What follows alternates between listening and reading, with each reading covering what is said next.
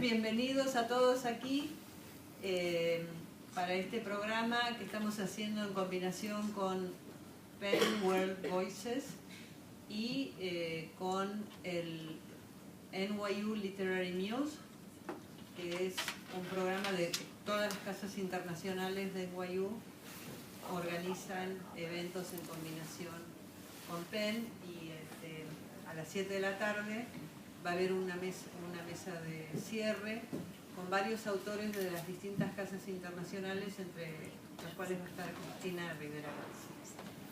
Bueno, y estoy muy contenta hoy de haber podido reunir a dos autoras que no se conocen. Para nada. Se están conociendo en este momento.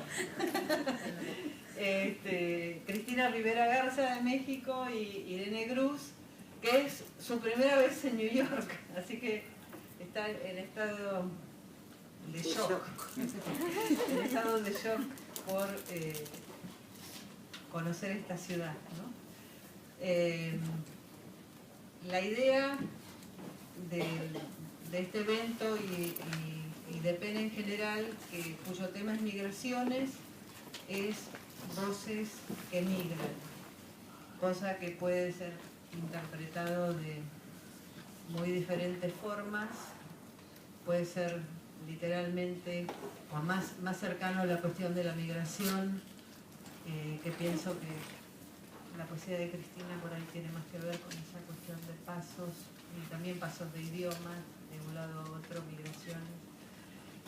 En cuanto a Irene, me parece que tiene más que ver con migraciones dentro de la propia escritura, ir pasando de un nivel a otro, de unas temáticas muy diferentes, y la manera de manejar esas temáticas como que va migrando sus formas de escritura. Pero yo no voy a hablar demasiado porque acá tengo dos excelentes presentadoras que van a presentar, que por suerte y por casualidad son muy amigas de las autoras.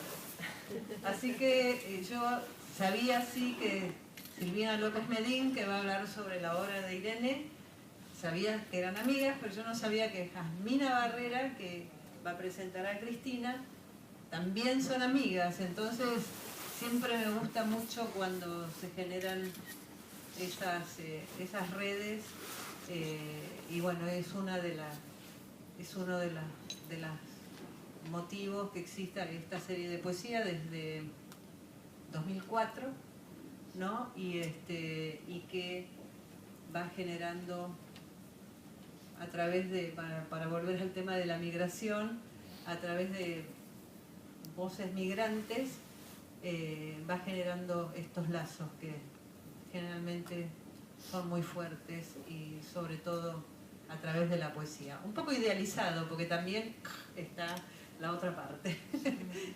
Pero hay de todo. Como ¿Cuál que, otra? ¿Cuál otra? Y no, esa la dejamos en puntos suspensivos.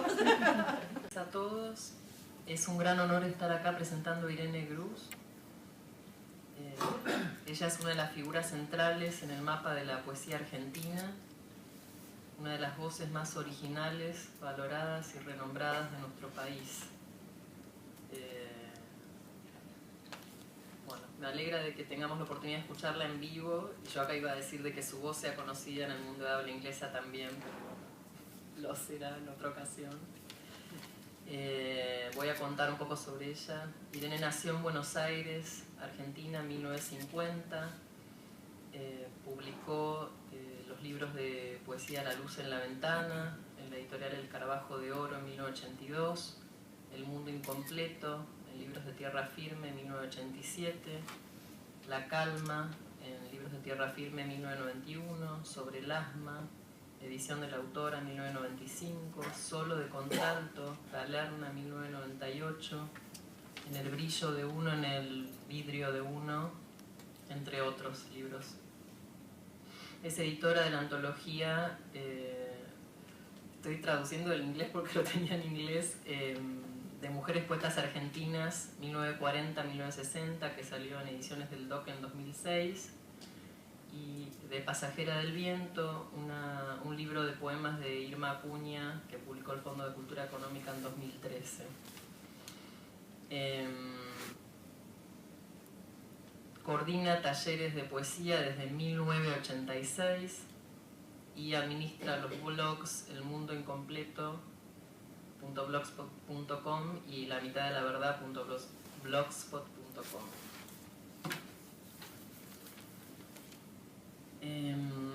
Bueno, pensaba en cómo se relaciona el nombre de esta lectura, Migrating Voices, con Irene. Irene casi no ha viajado fuera de la Argentina. De hecho, recién hace un par de años sacó por primera vez el pasaporte cuando fue invitada a España para la presentación de una antología de su poesía. Sin embargo, su voz sí ha viajado, su voz nos traslada en cada poema de un lugar a otro. Su poesía pareciera superar las dos dimensiones del papel, abarcar al menos las tres dimensiones que requiere un cuerpo. Pienso en dos rasgos de la poesía de Irene, verdad y movimiento. Hay un ensayo de John Berger que habla de una pintura, pero que para mí habla de la poesía de Irene. Dice Berger, cualquier obra de arte que tiene la virtud de conmovernos debe convencernos de lo que está allí, de la realidad de lo que describe, y luego suscitar una duda. Se trata de una cuestión material y simbólica a la vez, porque toda imagen pintada es a su vez la ausencia de la cosa real. La ruptura del espacio pictórico habla del deseo del arte. Irene logra en su poesía en forma contundente lo que plantea Berger. Instala una verdad y genera una duda, pone en movimiento. Y esto hace que sus poemas estén vivos, presentes. Por un lado, entonces instala una verdad, como dice en su poema La Evidencia. Dice, no eran palabras como hechos, no era gente de creer, refiriéndose a los libros que acaba de arrojar en cajas para que se lleve un camión de basura, con la idea de que lo escrito no es suficiente. Las palabras de Irene justamente sí son como hechos, inmediatamente creemos en ellas. Por otro lado, instala la duda, como dice Berger, el espacio humano está siempre partido y es de naturaleza doble, idea que en la poesía de Irene es central. En el recorrido de la escena en el poema que va a leer hoy, El té, cada mínimo gesto va instalando el clima. La hermana hace ruidos con la taza, luego la golpea, luego arroja el té, y nada es porque sí. La escena va creciendo y a lo largo del poema algo se transforma. No solo el té y la taza han cambiado de lugar, la mirada ha cambiado, se ha vuelto piadosa. Irene, la poeta no viajera, nos ha llevado con ella en ese recorrido por el mapa del poema. Los vidrios que se dicen rotos, pero no están, la taza intacta, son marcas del mundo partido que reaparecen en su poesía. El reverso del mundo y el mundo tal como es, los llama ella en el poema El Mundo Incompleto. Y aunque nos haga descender a zonas de un hondo dolor, aunque el punto de apoyo sea, a veces, un poco de nada, nunca deja de estar presente ese otro lado que genera el vaivén, el interrogante puro, el estar vivo del poema y más allá del poema.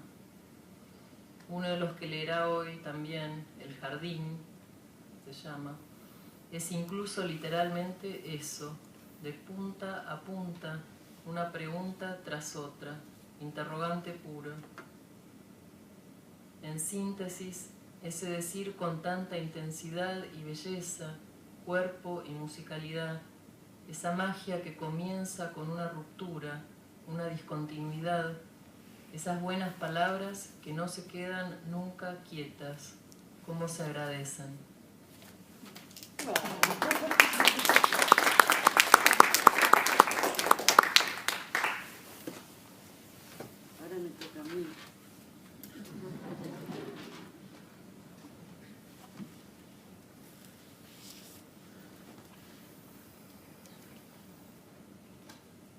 Bueno, no sé cómo se dice acá a esta hora, si buenas tardes o buenas noches. Me hace acordar a ese poema.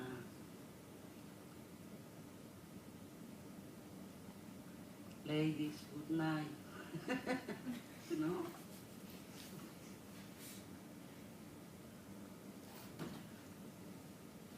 Bueno, voy a leer poemas de distintos libros, no pocos.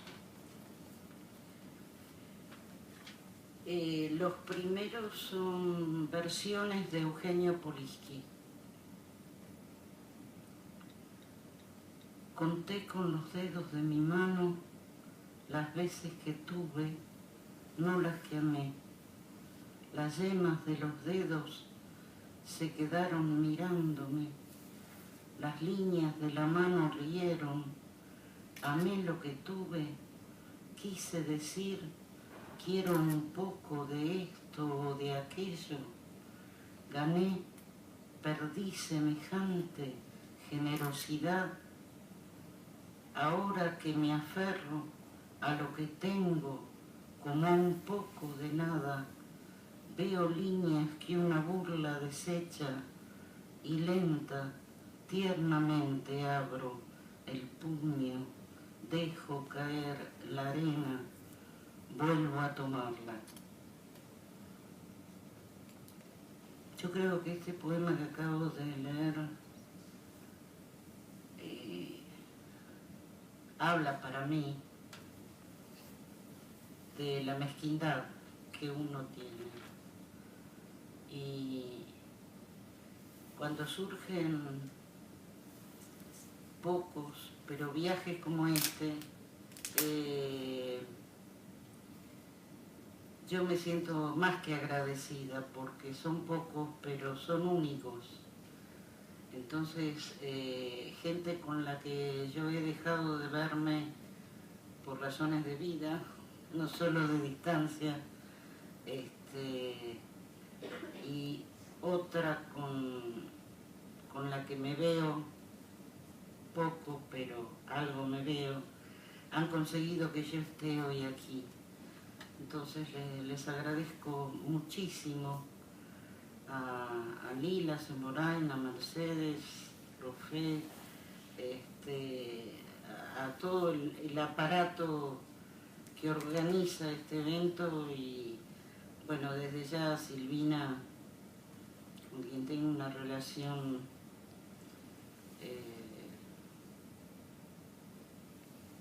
no solo de amistad, ha sido alumna,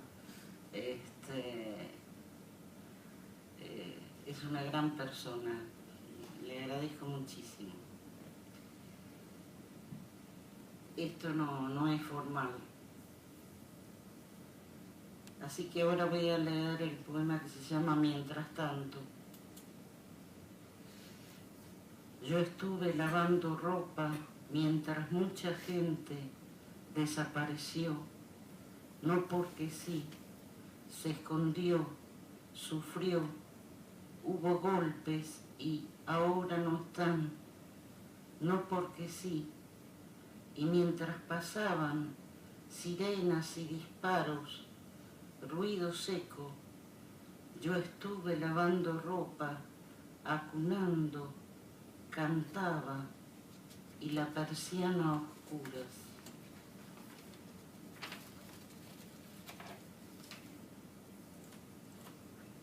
Acá hay un velcro un poco pegadizo.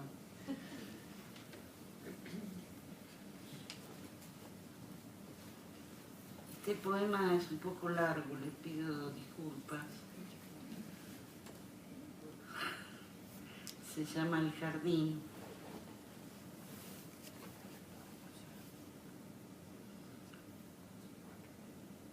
¿Estás cansada del viaje, Diana?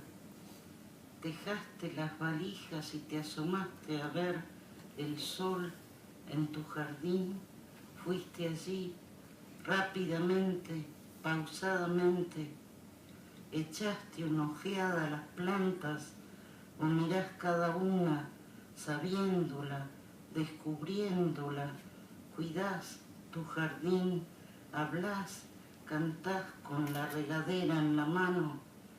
Estás cansada de vuelta del viaje, Diana, estás contenta, alguien te acarició, jugó otra vez con tu melena de fénix, te besó los párpados como quien desea tocar una mirada así de azul, de gris, según el tiempo.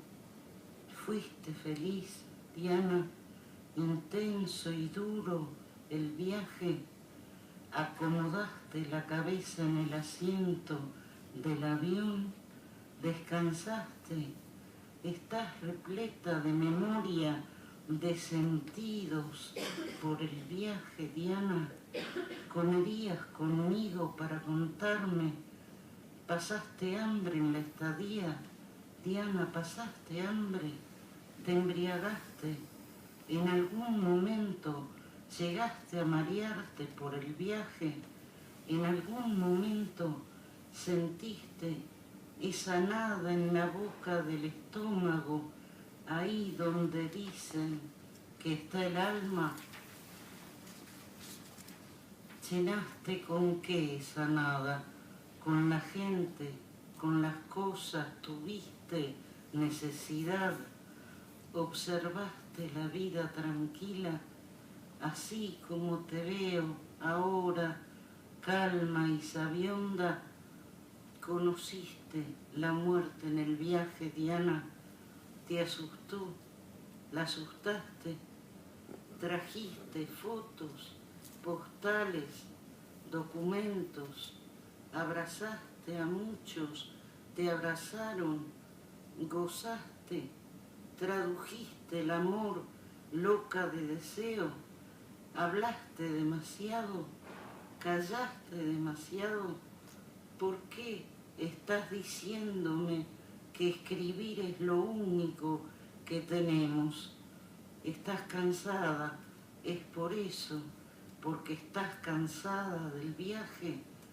¿Querés dormir, recostarte en un hombro? ¿Querés reír, llorar un poco? ¿Acaso el viaje mismo no te consuela, Diana? No es como el tacto de otra mano, no lo es, ¿verdad? ¿Comerías conmigo para contarme? ¿Ya floreció la rosa en tu jardín? Es tan bella, los pétalos reventaron, plenos de vida. La vida es púrpura después de un viaje. Diana, ¿es así?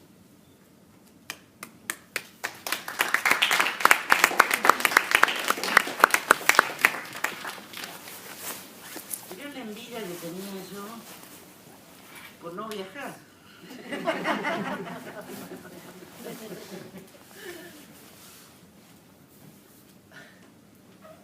Le pasé mucha factura.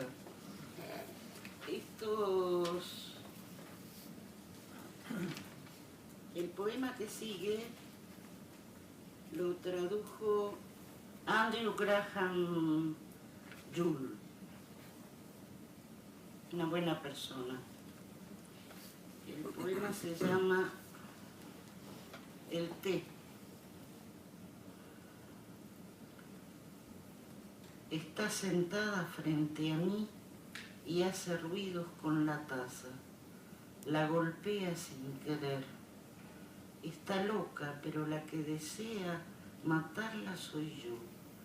Si le comento cualquier asunto, ella pregunta con tono de loca más que dubitativa: «Ah, sí, ahora está diciéndome que hay vidrios rotos en su barriga, la cortan, duele».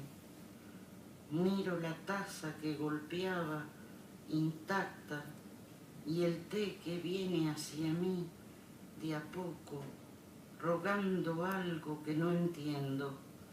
El líquido toma una forma que me asusta y al mismo tiempo sé que lo que pide es piedad, ayuda, este tibio sobre la mesa y es mi hermana.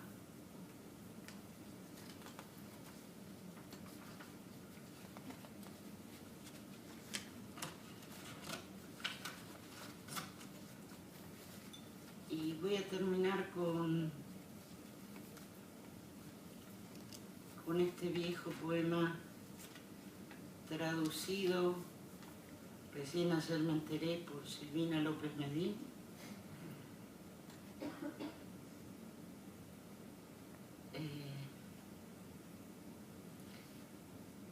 Por caridad, aquí se mueren todos de amor, por caridad. Por piedad, aquí se muere de amor, se enloquece de amor, por piedad.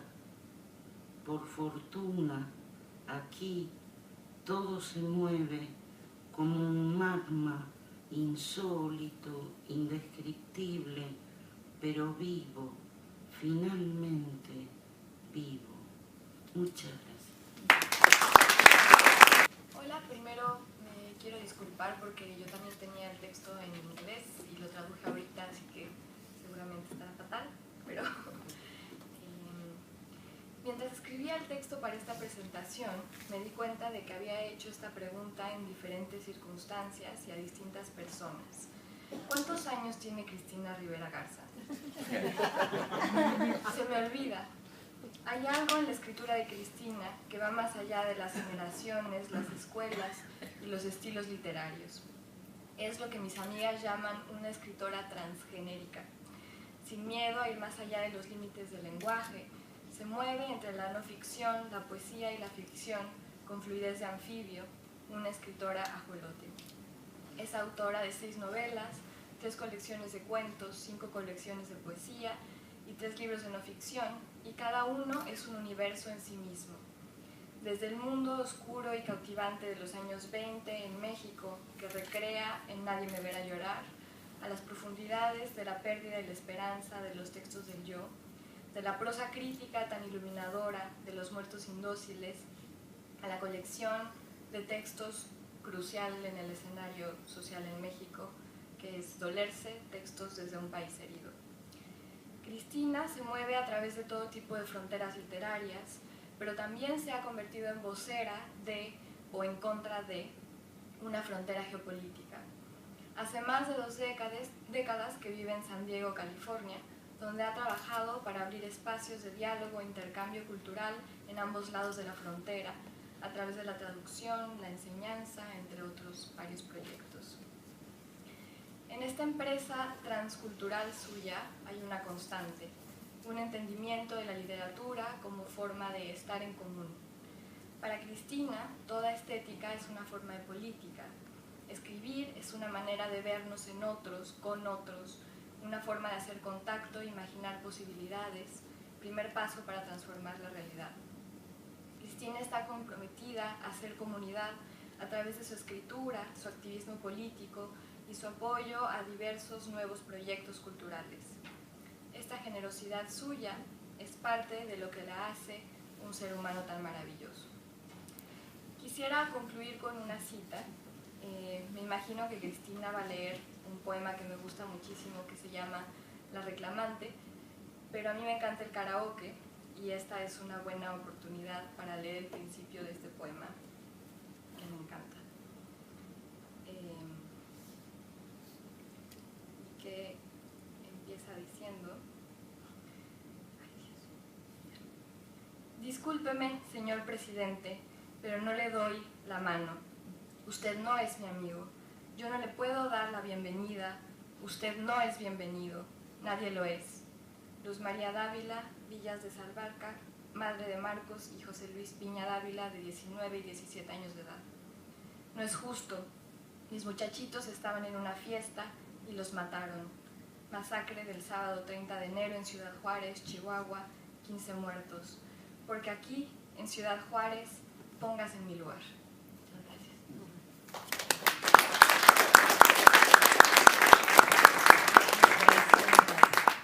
¿Sí se oye? Sí.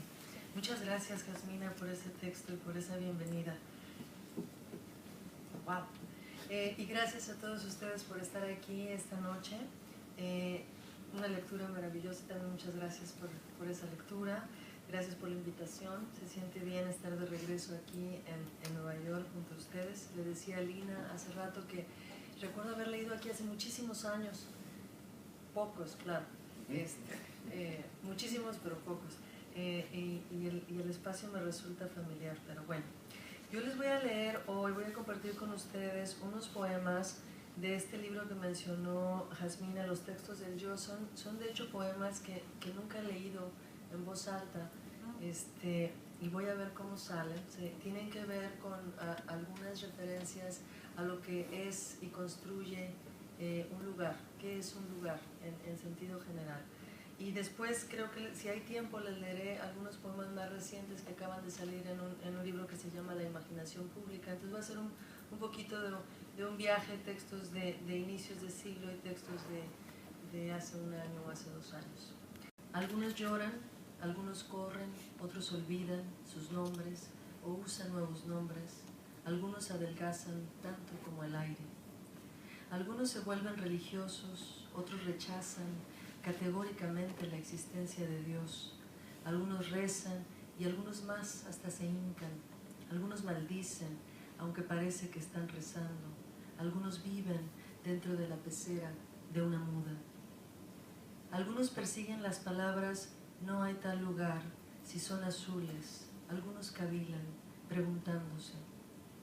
Puede pasar en todos lados, en el cine, cuando la luz es irreal, frente a una cajera cuando devuelve el cambio, bajo los cielos más largos, entre cuerpos deliciosamente desnudos en alguna playa del Mediterráneo, en una cita de amor, ya sea enamorado o sin amor, al planear el asesinato propio o el ajeno, al ir a trabajar o al regresar de trabajar, al orinar ruidosamente dentro de baños con mosaicos color rosa alineados en perfecta simetría. Puede pasar a cualquier hora, todas las horas son propicias, a veces en la mañana, bajo la luz anémica que se cuela por las persianas decembrinas, o con toda seguridad en la tarde cuando la realidad se vuelve espejismo, cosa en sí misma, inclinación no deseada, pero siempre en la noche, ya sea en el sueño o en la falta de sueño, cuando el lenguaje se expande y los relojes detienen el tiempo. Algunos beben té de menta o té de naranja o té de jazmín en el regazo de octubre, algunos se mueren por papas fritas, algunos coleccionan alas de libélulas bajo inmóviles colchones estrechísimos. Algunos prefieren ginebra y no cerveza, a algunos les gusta el café de Java antes del amanecer, otros fuman algo de marihuana o 2 cajas de Marlboro Lights, hebras grises de humo sagrado alrededor. Algunos más se deciden por pastillas de colores decidiosos o Valium o 300 aspirinas. Provoca amnesia, insomnio, afasia, bulimia, anorexia, ataques de nervios, risa inmotivada, comezón en lugares muy peculiares, tremores mentales dentro de las manos, pestañas púrpuras, ojeras, muslos y senos flácidos, fealdad en los formatos más variados, caras con piel de cebolla tan transparentes y tensas y lisas que inducen miedo o piedad o muy distintas formas del asombro humano. A algunos se les encuentra en las esquinas, mordiéndose las uñas con los ojos fijos en otro lado, algunos cuentan dedos y olvidan números, otros sudan y se acarician las muñecas con navajas oxidadas, oh, tan suavemente. Algunos se vuelven guerrilleros, marxistas, ávidos, anarquistas, artistas, algunos de hecho disfrazan el dolor y hablan de orquídeas exóticas en paisajes lejanos, algunos hasta pasan por ser hombres normales y mujeres normales, algunos son amables. Algunos todavía buscan esquinas, algunos hasta corren 2 o 3 kilómetros al día persiguiendo esas esquinas. Siempre preguntan por la puerta más próxima, la salida de emergencia, la manera más fácil o la más difícil de irse hacia ese lugar, el siguiente, el más verde que, el verdadero. Algunos invitan a los vagabundos en la noche como si cortejaran anomalías y cicatrices. Algunos congregan a su alrededor adolescentes, drogadictos o viejos amantes o mujeres que tienen miedo a los closets vacíos. Algunos atraen a muchachos de brazos tan largos que acaban por abrazar a la nada. Algunos hablan incesantemente, algunos callan incesantemente. Algunos sufren de dolores de estómago, falta de aire, demasiados lenguajes, migrañas, ataques violentos de timidez, discriminación, asma, palpitaciones, estereotipos, demasiados lenguajes, mal aliento, huesos fracturados, nostalgia, acné, mala memoria, demasiados lenguajes. Sufren incesantemente, se hieren a sí mismos incesantemente. Ellos les hablan a los árboles en el lenguaje de los árboles y a la hierba en el lenguaje de la hierba, a las mujeres en la ola femenina de las palabras y a los hombres en la ganzúa viril de las letras. Ellos viven en Babilonia y Alejandría y Nueva York y Tijuana. Viven en dos países a la vez. Oscilan, rebotan, saltan, vuelan y se regresan. Están aquí y no están aquí. Ellos están allá y no aquí y tampoco allá. Hablan de sí mismos en la tercera persona, el plural como metáfora. Bailan en la cabeza de un alfiler. Ellos conocen la gravedad de las cosas.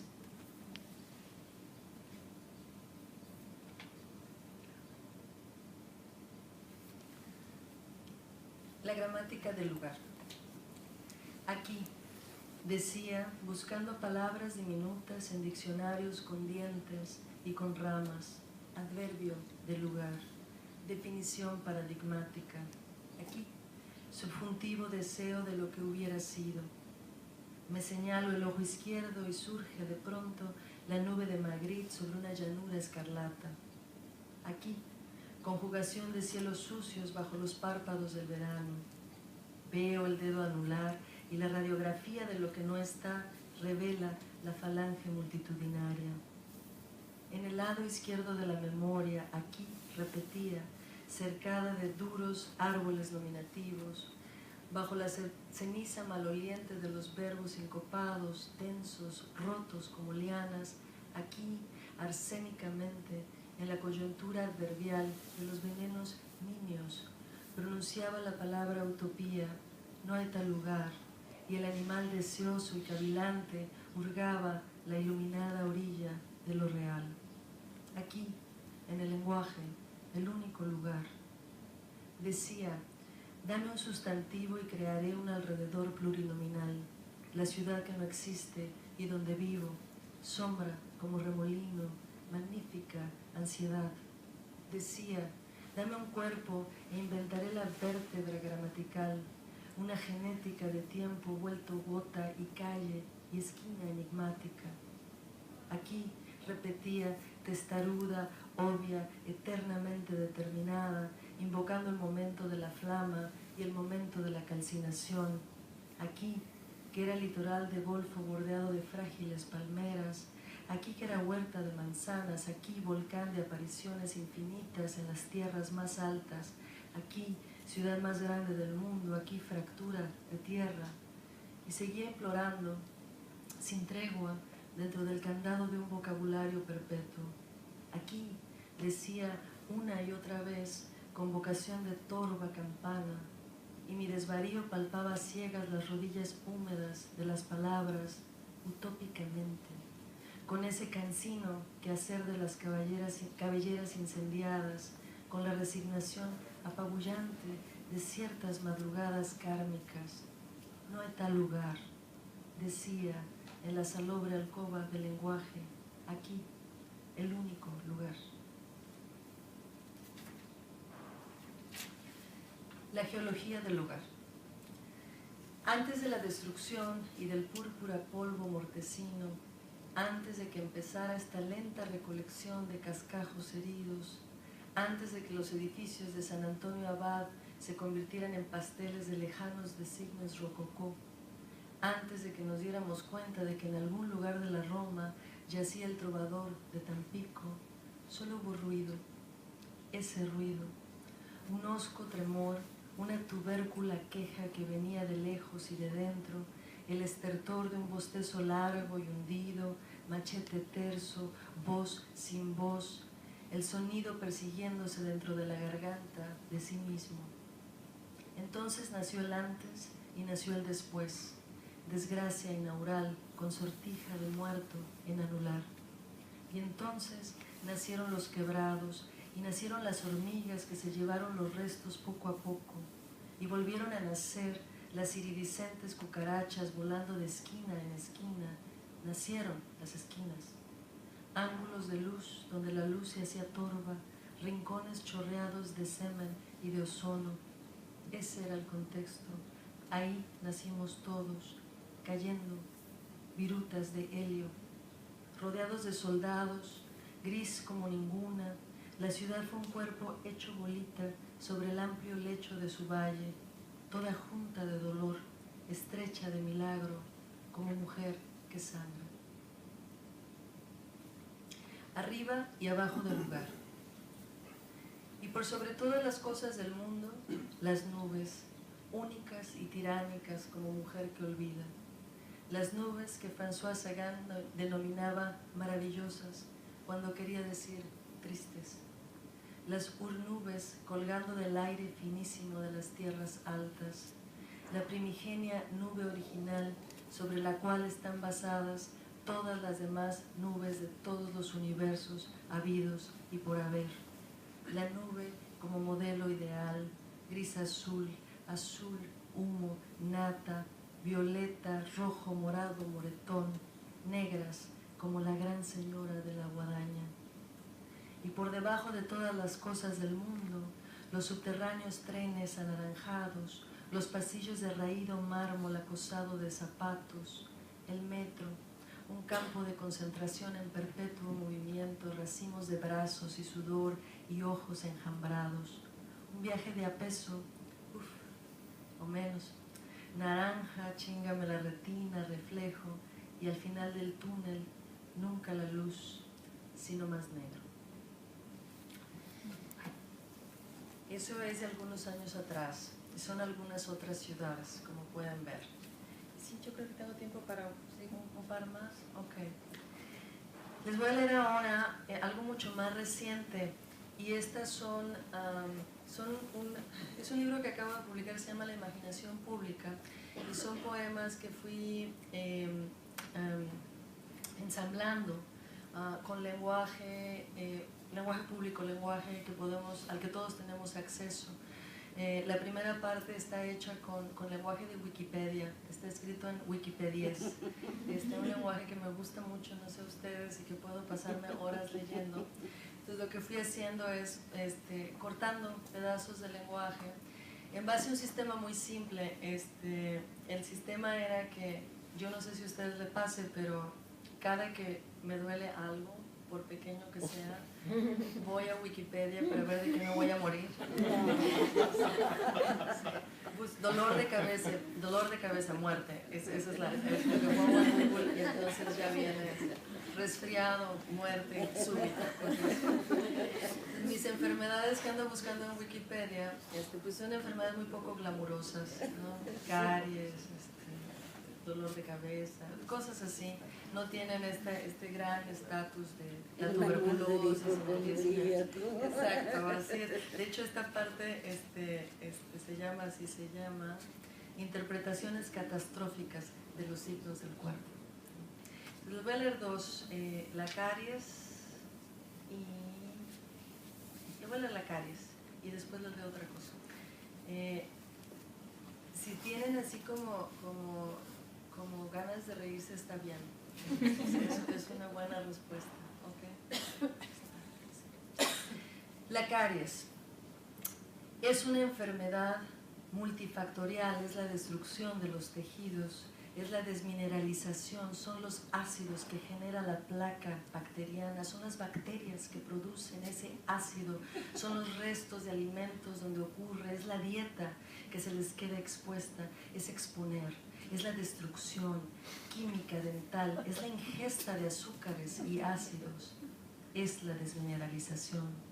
Son los errores en las técnicas de higiene, son los errores en las pastas dentales inadecuadas, es la falta de cepillado dental, o es no saber usar bien, es la falta, son los movimientos de lavado bucal, es la ausencia de hilo dental, es una etiología genérica. Es la destrucción, son los tejidos donde se fabrica el error, es la influencia del pH de la saliva tras la destrucción, es la desmineralización del esmalte, es lo que ataca la dentina y alcanza, es el ataque, es la pulpa dentaria que produce su inflamación, es la destrucción, es la falta, es la pulpitis, es la posterior necrosis, es la muerte pulpar, es la muerte. Si el diente no es tratado, es lo que lleva a la inflamación, es la falta multifactorial, es la inflamación del área que rodea el ápice, es el extremo de la raíz, es la desmineralización, es lo que produce una periodontitis apical, es la destrucción, son los ácidos y lo que generan los ácidos, es un absceso, una celulitis o incluso una angina de Ludwig, es la falta, es la necrosis, es lo que no. Qué suerte. Ya, estos están más divertidos, ¿no?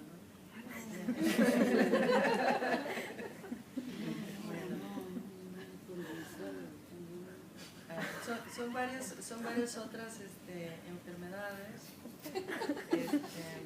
Pero déjame pasar a la rodilla y después ya podemos saber. Hay una rodilla en todo esto. Flexionar, extender, bloquear, desbloquear, ligera rotación. Los ligamentos que pueden ser yugiales o rotulianos o alares, tendones varios. A eso se le llama caminar humanamente sobre una explanada de granito, o escalar una montaña un día muy nublado, o subir las estrechas escaleras de un castillo. La mayoría de las cuestiones del cuerpo se encuentran explicadas en un manual. La artrosis, por ejemplo, que es mejor conocida como osteoartritis, es el desgaste del cartílago que recubre las superficies articulares que conforman la rodilla. Por lo general, aparece como consecuencia de lesiones, deformidades y por la edad o sobrepeso, aunque también se produce sin causa aparente. Nótese el desgaste, la edad, el sobrepeso. Nótese la causa que no es aparente. El tiempo es a veces cosa de un fulgor. Toda articulación, el fémur y la tibia, el fémur y la rótula, proximal o distal, flexionar, extender, a eso se le llama voy hacia. El tú es un pronombre que, caminar divinamente. La parte superior o dorsal del pie es el empeine y la inferior, que responde al nombre de planta, se posa, se eleva, reposa, se eleva, el pie y el tobillo y los músculos extensores y flexores. La mayoría de las cuestiones del cuerpo se encuentran explicadas en un manual. La palabra astrágalo, las palabras falange proximal, las palabras fibrocartílagos avascularizados. Hay una rodilla en todo esto. Esta ligera rotación hacia el pronombre montaña, hacia el adverbio castillo, hacia la preposición humanamente. Bueno, y voy a terminar con un poema. Me dio mucho gusto que leyeras el de la reclamante. Lo dejamos ahí, Jasmina, porque para eso ese poema, para que lo lean otros, para que lo anuncien otros.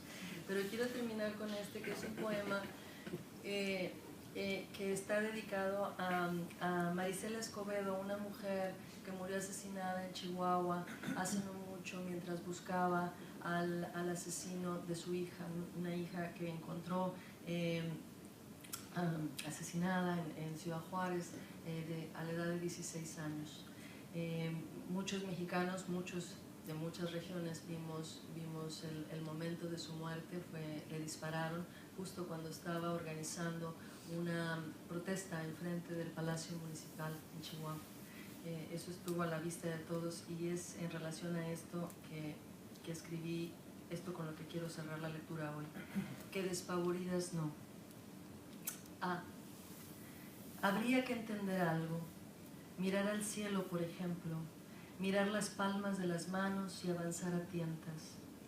A veces es necesario tocar una pared y a veces es necesario rasguñar una pared. El dolor de las yemas de los dedos, el debajo de las uñas, el cerrojo de los dedos. El muro existe por el eco que lo tienta. El muro es tu contra qué. Hasta ahí llegaron, ¿no es cierto? Lo que se hace en realidad es caer y luego, de ser posible, volver a caer. Leer es solo una forma de postrarse. B.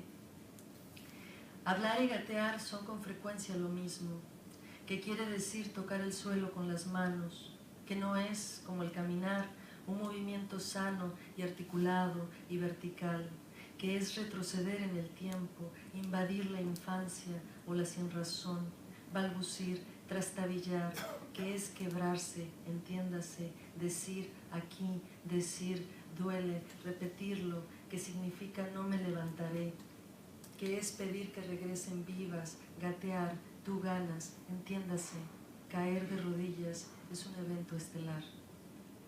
C.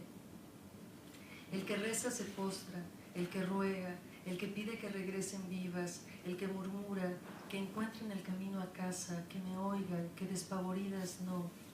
El que mueve los labios tan suavemente, tan dulcemente, tan silenciosamente. Lo contrario de la confesión es la dádiva, lo contrario de la uña. D. El que continúa rezando a través del cuerpo, bajo la bóveda, dentro del cejo, véase genuflexión, adoración, reverencia, véase miedo, siéntase el terror. Habría que entender algo, mirar las manos vacías, por ejemplo, sentir el peso del cuerpo que no está, rasguñar, que es gruñir con los dedos, tiritar, saherir. Un muro también es una cosa hecha de sereno. El que pide o los que piden, los que se unen para tomarse de las manos y orar. Rogar es una acción infinita. La madre que ve a través del velo de su hija, la hermana que espera, un tío o un primo que se parten, un círculo espectral. Habrá que desenterrar una puerta en el centro del muro, una perilla en el margen de un rectángulo, una llave diminuta, una alcantarilla, la mano que confía, el paso que se da. F. Caer, que siempre es volver a caer. La repetición como el eco, o la sombra del eco, o la mancha de la sombra del eco. Ayer encendí 425 velas. Consumir es una forma de producir tiempo. Esta es la cera con la que rehago tu cuello, tu boca, tu pelo. G. Habrá que entender algo, o ver algo, o definitivamente caer de bruces sobre algo. La fe es cosa de muros o de ciegos, el que susurra, que regresen vivas, que vuelvan, el que le da la vuelta a la llave, el que pregunta, ¿quién está? Gracias. A lo mejor vamos a hacer algún tipo de diálogo con el público y voy a empezar yo con una pregunta que me parece que es bastante pertinente, para ser una palabra. Las dos, y no es que hayas, Irene, no es que hayas leído vos un poema de esa serie, pero tienen como una relación de la escritura con el cuerpo. Y vos tenés unos poemas sobre la vista, el poema del asma, y entonces me gustaría ver cómo se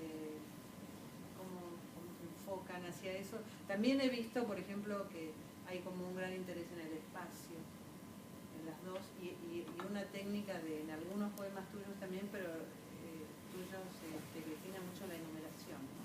La enumeración es como una constante. Pero bueno, hay como muchas cosas para hablar, pero Empecemos por esa cuestión del cuerpo, porque me parece interesante ver cómo lo enfocás, porque tenés libros completos y es un tema que a mí personalmente me interesa mucho. Tengo un libro que se llama El mundo incompleto, así que empecemos por ahí. No, lo de las series de poemas que se me ocurrieron de una manera totalmente arbitraria, o sea, ni siquiera fue programado, como suele decirse en algunas academias, ¿no?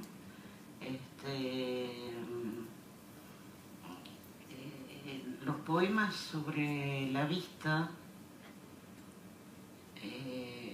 surgieron, voy a contar la anécdota, porque sí, pero es totalmente independiente, es que yo me animé a usar por primera vez las lentes de contacto, y como fumo mucho y tengo el ojo seco, fue una frustración, tuve que dejar de usarlas. Que era el sueño de mi vida, el poder ver sin anteojeras. El tema de las anteojeras se sumó en la serie por el lado de la fe, más que por el cuerpo. La fe o la no fe. Y yo en ese momento, además de las lentes de contacto, sufrí una decepción, yo diría, más ideológica que política.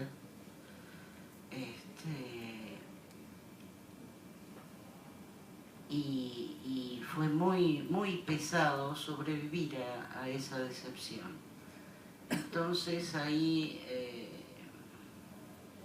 salió esa serie donde vinculo no solamente la Wikipedia de la miopía, el astigmatismo, etcétera, que parecería que son un juego, pero que me tomé el trabajo de estudiar un poco, sino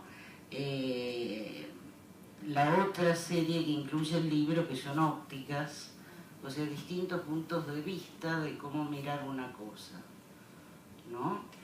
Y después unos epigramitas muy tarados sobre la fe y la mirada. Logré equivocarme a tal punto que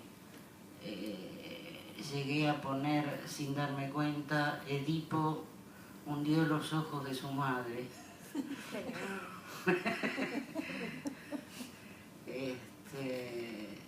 Y fue una pegada. El tema del asma, yo no soy asmática. A mí me fascina el tema de la respiración desde Safo en adelante, con respecto a la escritura, porque yo entiendo la escritura también como una partitura, y esa respiración, sostener esa enumeración, por ejemplo, ¿no? Además de que no basta, porque hay que llenarla con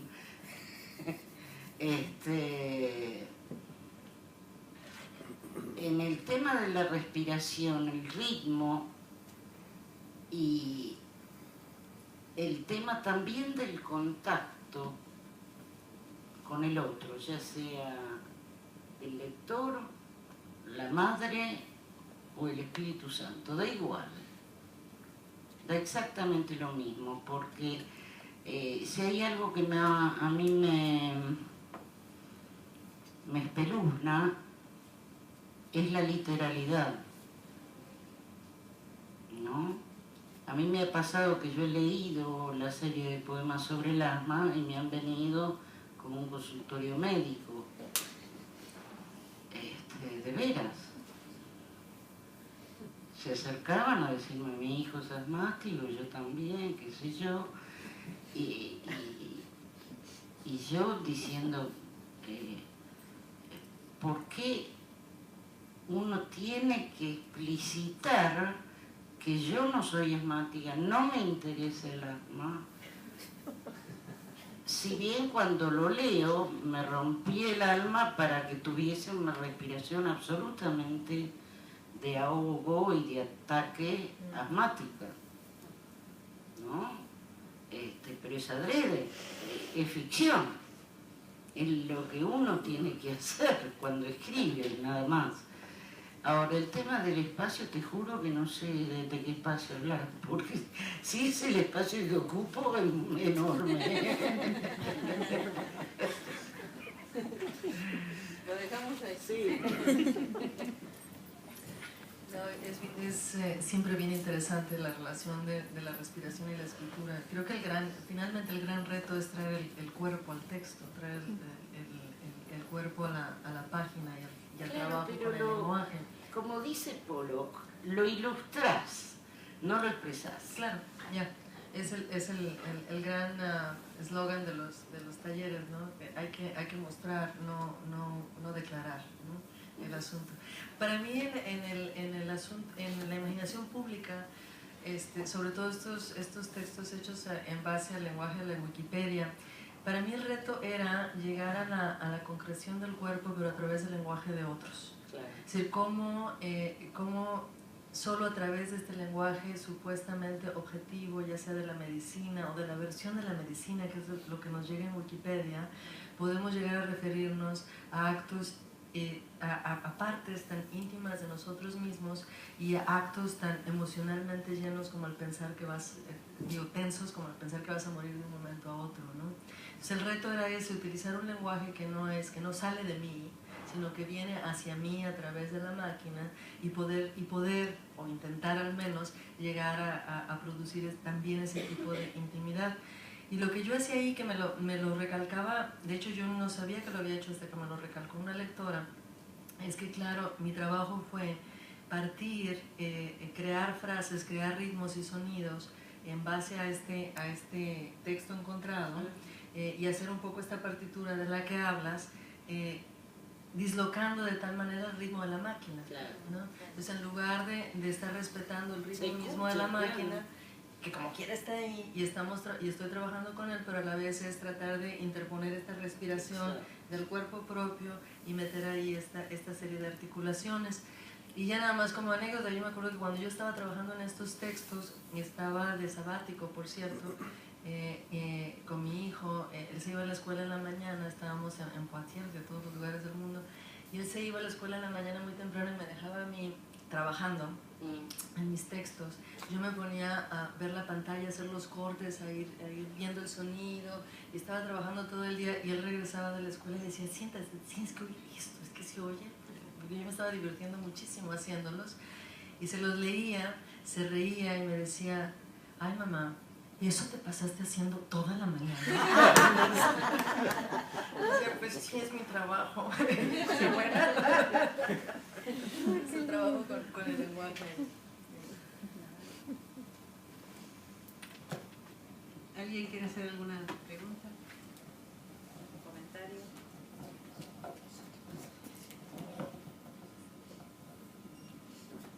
A ver, vení acá porque así se escucha cuando están grabando.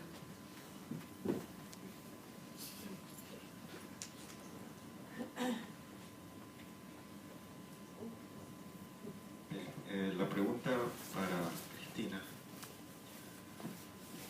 Desde el comienzo, con esto de la imagen pública, lo primero que hiciste fue referir a que hay la recurrencia a otra voz, luego lo recalcaste. Pienso en algunas entrevistas que he leído con el término más común de apropiación, pero que replanteaste como desapropiación. Y en algún lugar leí que además esa desapropiación está vinculada con la comunalidad. No comunidad, bueno, Jamina dijo comunidad, planteaste comunalidad. ¿Podrías desarrollar esa idea a partir de estos textos? Wow, gracias por la pregunta. Voy a tratar de ser súper breve porque estas son ideas que todavía estoy trabajando. Son ideas que puse primero, que están contenidas en este libro que mencionó Jazmina, Los muertos indóciles. Y ha sido parte de una reflexión acerca del trabajo más reciente, no solo mi trabajo, sino en general lo que estoy leyendo, los libros que me impresionan y me emocionan, que leo de escritores contemporáneos, no necesariamente más jóvenes o más viejos, sino libros que están tratando, por una parte, de trabajar de maneras dinámicas y creativas con la tecnología digital y con lo que la tecnología digital implica, a veces no necesariamente con ella de manera directa, pero también con sus múltiples formas, ¿no? que vienen como resultado de nuestra familiaridad con estos medios. Una parte de eso, y por otra parte, el momento de violencia horizontal que vivimos, yo digo sobre todo en México, porque es el país cuya historia contemporánea sigo de más cerca, pero estoy muy consciente que no es algo ni que esté limitado a México, y que hay un sentido de precariedad mucho más amplio que nos toca, que atraviesa geografías de múltiples maneras. Entonces me interesaba sobre todo analizar, ver con mucho cuidado estos libros que estaban produciendo de manera muy directa con el lenguaje de otros, retomándolos, utilizando una técnica viejísima que ha estado por ahí por mucho tiempo, que es la apropiación. Me preocupaba que los procesos de apropiación quedaran nada más en ese momento. Me parecía que había ahí la posibilidad de estar, que podíamos hacer más. Es decir, por lo regular, cuando leemos ese tipo de libros,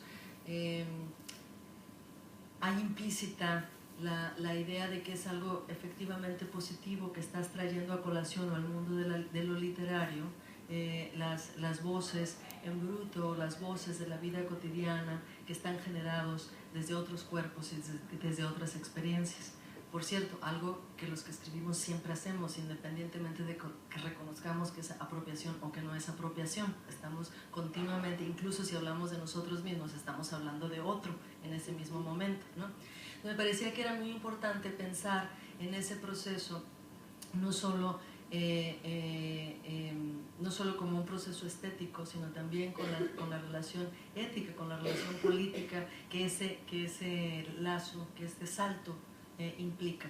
Yo siempre he pensado que la escritura es una oportunidad para salir de uno mismo, que es esta posibilidad de saltar de uno mismo y de poder, cuando uno tiene suerte, caer en los zapatos de otro, ¿no? los proverbiales zapatos de otro. Creo que ese salto precisamente es donde ese salto está lleno de política, ese salto está lleno de problemas. Y por eso me interesaba no solo hablar de la apropiación y no solo quedarme en este primer momento, sino hablar de un segundo momento que es la desapropiación, ¿no? Que es, y ahí para eso la idea de comunalidad ha sido realmente relevante, porque si no no pasaría de ser simplemente la idea de darte una idea de mis fuentes y de poner eso de una manera policial, ¿no? O de una manera académica en el texto. Lo que yo quería era ver textos que estuvieran trabajando estéticamente con esta relación. ¿Qué hacemos para que se note en el trabajo donde queremos incorporar, por razones políticas, por razones de la historia, por razones simplemente de contacto con lo real o de contacto con los otros, de manera literal, estas otras voces? ¿Cómo le hacemos para que eso no nada más quede en una buena intención y pueda también ser un momento de goce estético, ¿no? y de conciencia ética al mismo momento? En esos momentos yo estaba leyendo un libro que ha marcado mucho de lo que he hecho a últimas fechas, que es un libro de un antropólogo mije, Floriberto Díaz, donde hablaba no de la comunidad, sino de la comunalidad, y lo que encontré muy útil ahí es que hablaba de un sentido de comunalidad basado en una idea muy concreta, muy material, muy corpórea del trabajo. El trabajo como esta relación de producción y reproducción con la naturaleza. Como yo siempre he pensado que escribir es un trabajo, y no en el sentido de empleo, ¿no? Sino en el sentido de producción y reproducción de este bien común que es el lenguaje. Y siempre he pensado que finalmente lo que nosotros hacemos queda en esto, bueno, será poesía, pero se distribuye de múltiples maneras, entra en distintos circuitos de distribución y de intercambio comercial, por más puro que lo queramos ver. O sea, hay una serie de relaciones muy complejas y muy materiales. Y eso era para la cuestión del trabajo. Te dije que iba a ser larguísimo, estoy tratando de ser corta, pero no puedo.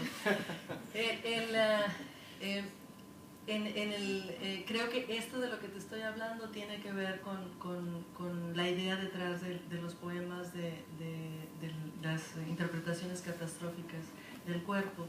Es decir, voy a utilizar ese lenguaje que está allá afuera, quiero que se note que no sea mío, no quiero que se note de una manera policíaca, no es mi labor ni tener que hablarte de las fuentes porque no estoy haciendo un trabajo académico, porque no estoy haciendo, porque estoy tratando de hacer otra cosa, pero a la vez creo que sí es mi responsabilidad, ¿no? Dejar muy en claro que hay aquí otra presencia, ¿cómo le hago yo para que esa otra presencia tenga sentido estético y ético aquí?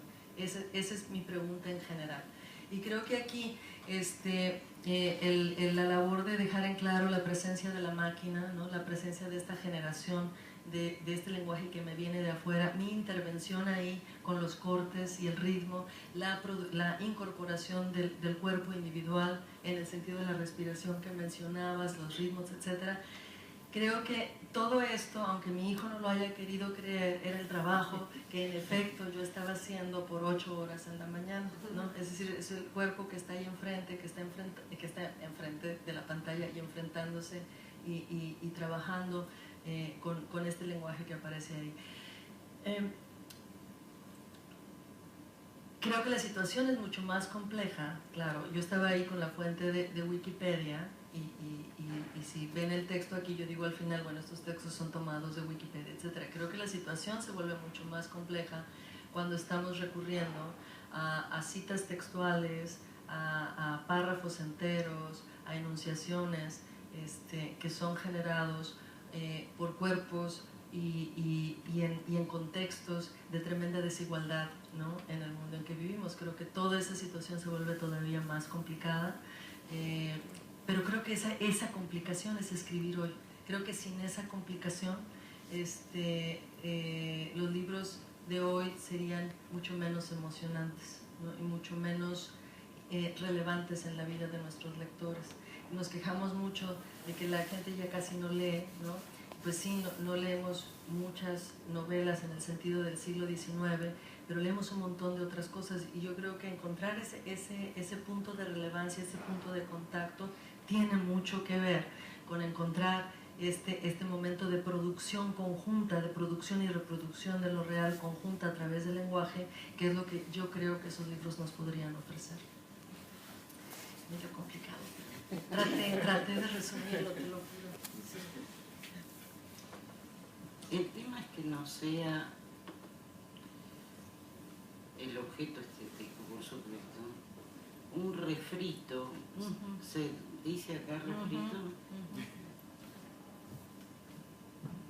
y que es algo tan viejo como la humanidad, y el sentirse original haciendo el refrito. Mirá qué vivo que soy, cuando esa cosa se inventó y ya es no lugar común, ya prescribió, como se dice, en las mejores familias, ¿no? Y que siempre tenga un sentido, o sea, hay un para qué, hay un por qué, porque si no, estamos solamente viendo un cómo. Mirá cómo lo hago, ¿no?